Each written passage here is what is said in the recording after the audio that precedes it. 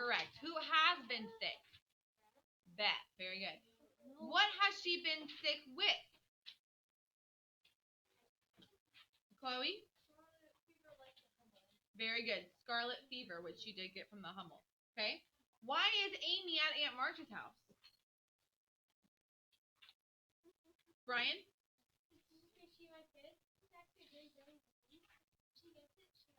Very good. Okay. She has never had it yet, and they're in a sense trying to quarantine her, making sure she doesn't get sick. Okay. Now,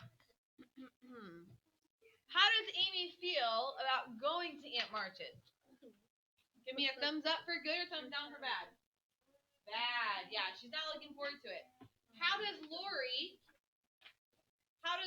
help convince her to go ahead and go to Aunt March's? What does he do to help her say, okay, I'll go? Connor? He says that you'll come over and stay and go for Very good. He's going to come pick her up every day and kind of take her out, come visit her all the time. Okay? Now, while at Aunt March's house, yes, as we saw in the review questions, Amy is very busy. She works very hard. Aunt March is trying to turn her into a proper young lady. Okay? But Esther also teaches her the value of praying for help, right? So she builds a little sanctuary and she begins to pray for things like obviously the struggles that she has, but also praying for her sister who is sick. Okay? And she also writes her own little will. What is a will? The actual document called a will. Mamie? Very good. If you were to die, who would get your stuff? Okay? So Amy gets this thought in her head, well, I have lots of nice stuff. What happens if I die? Who's going to get all my nice stuff? Okay? So Amy sits down to write her own will. Okay? And in it, she decides who's going to receive her pink apron or her smock dresses or her little dolls or her little artwork or her pencils and things like that. Okay? Which to her are very important, but probably not things you would include in an actual will. Okay? So she gets Lori to witness it. And as far as things on the home front, Beth has just turned the corner, right? What did we say was kind of like a symbol of Beth starting to feel better? Kind of a hard way to ask it. Meg puts something by her on her nightstand by her bed. Okay? And that little thing begins to do something in the night, which is representative of Beth almost receiving like new life, like she starts to feel better. Amy, what was that?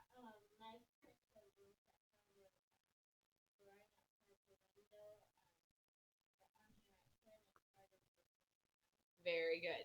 Okay, the white rose begins to bloom. And who comes home suddenly? And the girls are very happy about it. Matthew? Marmee. She comes home much sooner than expected. She comes home much sooner than expected because who sent her a telegram? Aiden? Lori. Very good. Okay? And that's where we're picking up today. Now, in this case, in this chapter is called confidential. What does the word confidential mean? Typically, I'll give you a hint. Typically, this is something that we see in like crime movies or like CIA type movies. This particular document is confidential. It's like a big red stamp. Confidential. Matthew? Reposeful. Brood. What? No. What does confidential mean? What? Sadisha? Secretive. Very good. Oh. Excuse me. It is absolutely confidential. Okay? A confidential document that no one can see it unless they have the proper permission to do so. Okay?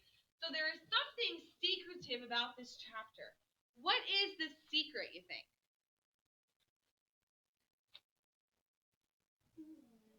Ian? What's this confidential secret? Especially between Joe and Lori. Let me give you a hint. Especially between Joe and Lori. This thing they kind of start whispering about, and Joe is not happy about it. Manny?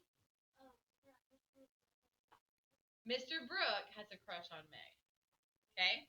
So let's see what happens in today's chapter. Confidential.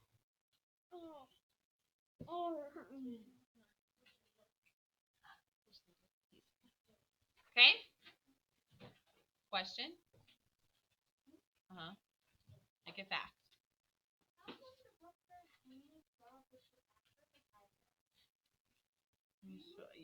Maybe she just is. Who knows? Maybe she acts like that. Alright, here we go. Confidential. This is the author speaking. I don't think I even have any words in which to tell the beautiful meeting of the mother and daughters. So I will leave it to the imagination of my readers, merely saying that the house was full of genuine happiness. Meg's tender hope was realized, for when Beth awoke from that long, healing sleep, the first object on which her eyes fell were the little rose and mother's face. She smiled and nestled close in the loving arms about her. Then she slept again, and the girls waited upon their mother, for she would not unclasp that thin hand which clung to hers even in sleep. Hannah dished up an astonishing breakfast for the traveler, and Meg and Joe fed their mother like dutiful young storks, while they listened to her whispered account of father's state. Mr. Brooks promised to stay and nurse him, the long homeward journey, and the unspeakable comfort Laurie's hopeful face had given her when she arrived, worn out with fatigue, anxiety, and cold. Pause. Where is father at this point? Where is their father? Did he come home with them? No, he's still in the hospital out of the war. Who is staying with him? Manny? Mr. Brooks. The house was quiet and reposeful that day. What does reposeful mean, Matthew? Peaceful. Good, calm and peaceful. For everyone slept with a blissful sense of burdens lifted off. Mrs. March would not leave Beth's side, but rested in the big chair, walking often to look at, touch, and brood. Thank you. Waking often to look at, touch, and brood over her child. What does brood mean? Wyatt?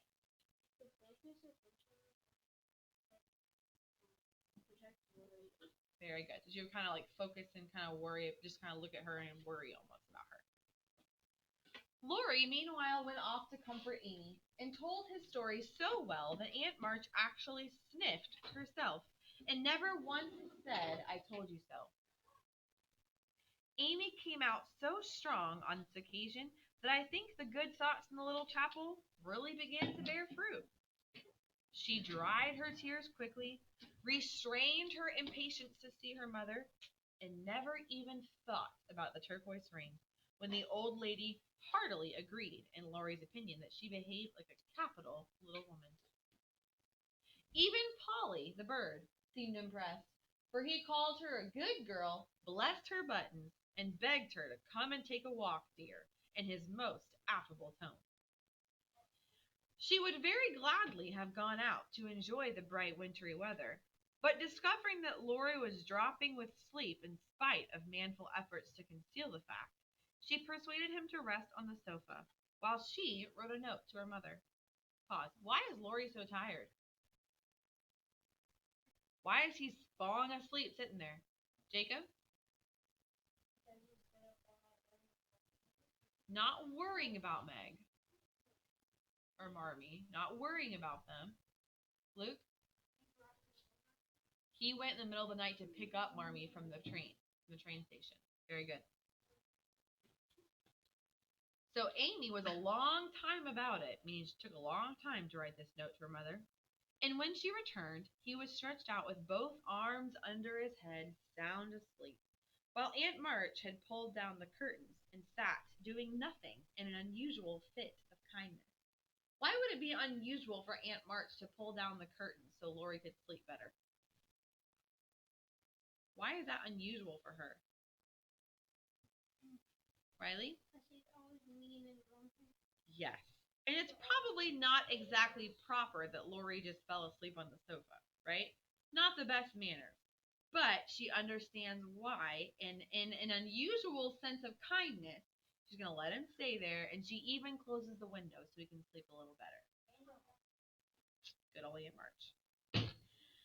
After a while, they began to think that he wasn't going to wake up until the nighttime. And I'm not sure that he would have had he not been effectually roused by Amy's cry of joy at the sight of her mother. There probably were a good many happy little girls in and about the city that day, but it is my private opinion that Amy was the happiest girl of all when she finally sat in her mother's lap and told her trials, receiving consolation and compensation in the shape of approving smiles and fond caresses. Like, oh, we're so proud of you, Amy. I know it's been so hard over there. You're doing so good, honey. Those kinds of things. They were alone together in the chapel, to which her mother did not object when its purpose was explained to her. Well, I like it very much, my dear, said Marmee, looking from the well-worn little book to the lovely picture. It is an excellent plan to have some place where we can go to be quiet when hard times vex or grieve us. What does the word vex mean? Brooklyn? Aggravate. Yes, Mother.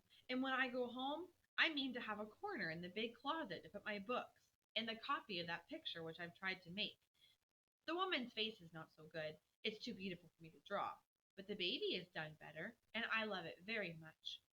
I like to think he was a little child once, for then I don't seem so far away, and that helps me. What does Amy plan to do when she gets back home? Connor? Very good. She's going to make her own little chapel. Once she leaves Aunt March's house, when she comes home, she still wants to have a little chapel to go and pray in. So she's going to build it in the closet with some books. She repainted the same picture that Aunt March has in her house. She can have it at her house. She's going to try and recreate the whole scene at her home so she can still have a place to go and pray when she gets annoyed or aggravated.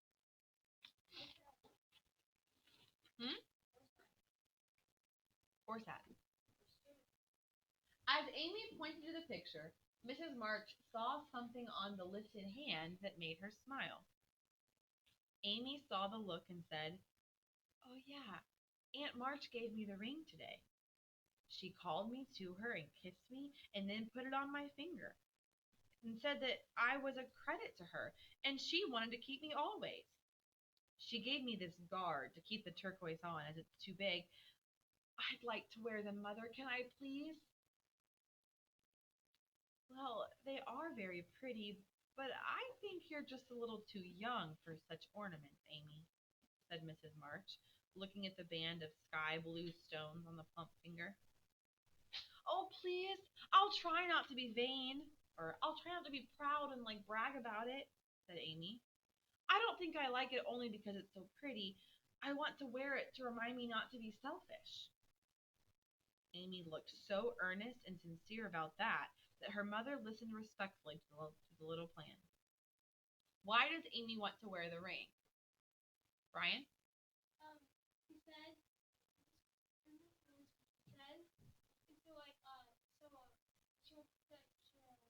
so remind her not to be selfish. Very good. Okay. Does it seem like Amy maybe has matured a little bit? Yeah. Amy, before going to Aunt Marcia's house, would have just wanted to wear it just to show off, right? But now she says, I know it's pretty, but I really kind of want to wear it as a reminder not to be selfish. That's a huge change from the Amy we saw before, right? Definitely very different.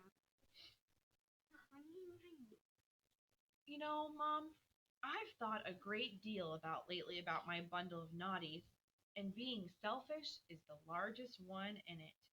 So I'm going to try hard to cure it if I can. You know, Beth isn't selfish, and that's the reason everyone loves her so much and feels so bad thought of losing her. People wouldn't feel that bad about me if I was sick. So I'm going to try and be like Beth all I can. It will be hard, but if I had something always about me to remind me, I might do better. May we please try it this way? And Marmee said, I guess so, yes. But I think I have more faith in the corner of that big closet. Wear your ring, my dear, and do your best. But now I must go back to Beth. Keep up your heart, little daughter, and we will soon have you home again. Why does Amy want to be like Beth? Luke? Because like she has a lot of virtues, so they're really kind of position. If she dies, a lot of people will decide to push her. And if Amy dies, she won't stick on all those virtues, and she will be like, she needs to know new people and people, Uh-huh. so people will. Yeah, Amy was not nearly as nice to people as Beth was. So, and she noticed that. When Beth got sick, everyone was super sad about it. She was like, hold on, if I got sick, no one would be that sad. Would anybody miss me? I don't know. And she realized it was because she was selfish. She wasn't very nice to people. That evening, while Meg was writing to her father to report the traveler's safe arrival, Jo slipped upstairs into Beth's room to talk to her mother. She stood for a minute twisting her fingers in her hair, kind of like this, with a worried gesture and an undecided look. What is it, dearie? Asked Mrs. March, holding out her hand with an inviting look. I want to tell you something, Mother. About Meg? Oh, well, how quickly you guessed that. Yeah, it is about her. Beth is asleep. Speak low, but tell me all about it. Jo settled herself on the floor at her mother's feet. Well, last summer, Meg left a pair of gloves over at the Lawrences, and only one of them was returned. We kind of forgot about it until, well, Teddy told me that Mr. Brooke liked Meg, but he doesn't dare say so because she's so young and he is so poor. Oh, now, isn't that a dreadful state of things? She's like, Mom, you will not believe that. Mr. Brooke, he thinks Meg is cute. Oh, like, can you believe that? That's so terrible. Ew, ew, ew. And Marvy says, well, do you think Meg cares for him? Asked Mrs. March with an anxious look. What? Mercy me! I don't know anything about love and such nonsense, cried Jo, with a funny mixture of interest and contempt.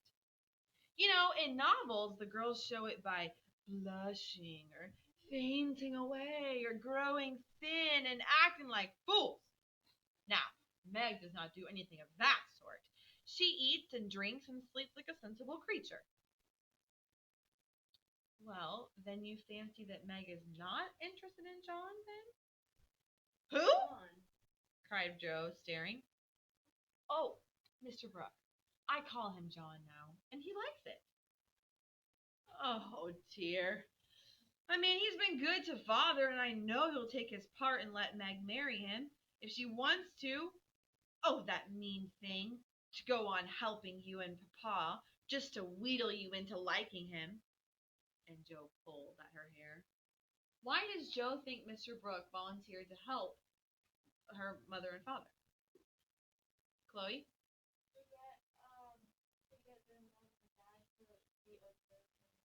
Very good. To get her mom and dad okay with him marrying Meg. Is that really why Mr. Brooke helped? No. No. He helped because he has virtues. Because he's a good man. Virtues. My dear, don't get angry about it. John went with me at Mr. Lawrence's request, and he was so devoted to poor Father that we couldn't even help but getting fond of him. He told us that he loved Meg and would earn a comfortable home before he asked her to marry him. He only wanted our leave, or our permission, basically, to try to make her love him if he could. He is a truly excellent, honorable young man, and we could not refuse to listen to him. But I will not consent to Meg engaging herself so young. Oh, of course not. It would be idiotic. I knew there was much mischief brewing. I felt it, and now it's worse than I imagined. Why is Jo so mad that her parents are actually okay with Mr. Brooke pursuing and dating Meg? Brian? Because she doesn't want to leave. Good. She's not mad because she doesn't like Mr. Brooke. She's mad because she doesn't want to lose her sister. Jo, I confide in you and I don't want you to say anything to Meg just yet. When John comes back from watching Father and I get to see them together, then I can judge better her feelings towards him.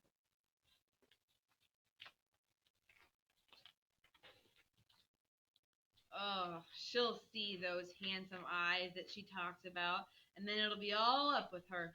She'll go and fall in love, and then there's an end to all peace and fun and cozy times together. I see it all. Brooke will scratch up a fortune somehow, carry her off, and make a hole in our family, and then I shall break my heart. Oh, dear me, why were we all just boys? Then there wouldn't be any of this bother. Jo leaned her chin on her knees and shook her fist at the reprehensible John. Like this. How dare you, Mr. Brooke? Mrs. March sighed. It is natural and right that you should all go to homes of your own in time. But Meg is only 17, and it will be some years before John can make a home for her. Your father and I have agreed that she shall not bind herself in any way, nor be married before she's 20. If she and John do love one another, they can wait and test their love by doing so. My pretty little tender-hearted girl. I hope things will go happily for her. Well, wouldn't you rather have her marry a rich man? Asked Jo, as her mother's voice faltered a little over the last words. Money is a good and useful thing, Jo, and I hope that you all will never feel the need of it too bitterly. But I'm not ambitious that for a splendid fortune for my girls. If rank and money come with love and virtue also, then I should accept them gratefully and enjoy your good luck. But I am content to see Meg rich in the possession of a good man's heart, for that is better than a fortune. Do you think, based on this paragraph here, is Marmee opposed to her daughters marrying rich?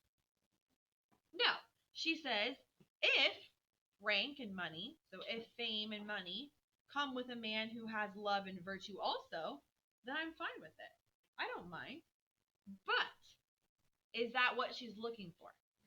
No. What she's looking for, I am content to see Meg rich in a good man's heart, for that is better than fortune.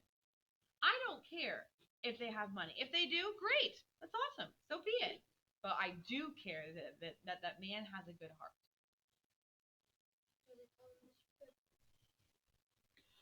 I quite agree, Mother. But I'm disappointed about Meg. For I had planned to have her marry Teddy by and by, and sit in the lap of luxury all her days. Wouldn't that be nice? Asked Jo, looking up with a brighter face. I'm afraid Laurie is hardly grown up enough for Meg. Don't make plans, Jo. We can't meddle safely in such matters unless it spoil our friendship. Yes. What does that mean? I'm afraid Laurie's hardly grown up enough. She's like, I don't think Laurie is mature enough for Meg. Laurie's still kind of a little boy at heart. He's kind of like Jo.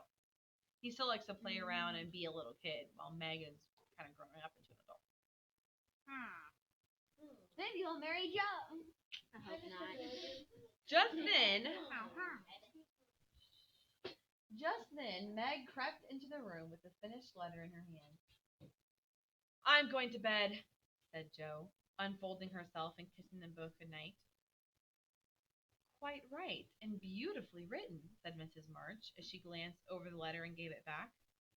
Please add that I send my love to John. You call him John? Asked Meg, smiling innocently. Oh, yes, he's been like a son to us, and we are very fond of him, replied Mrs. March, giving Meg a keen look. I'm glad of that. You know, he's so lonely. Good night, Mother. It is so comforting to have you here, was Meg's answer. The kiss her mother gave her was a very tender one, and as she went away, Mrs. March said, with a mixture of satisfaction and regret, she does not love John yet, but she will soon learn to. was so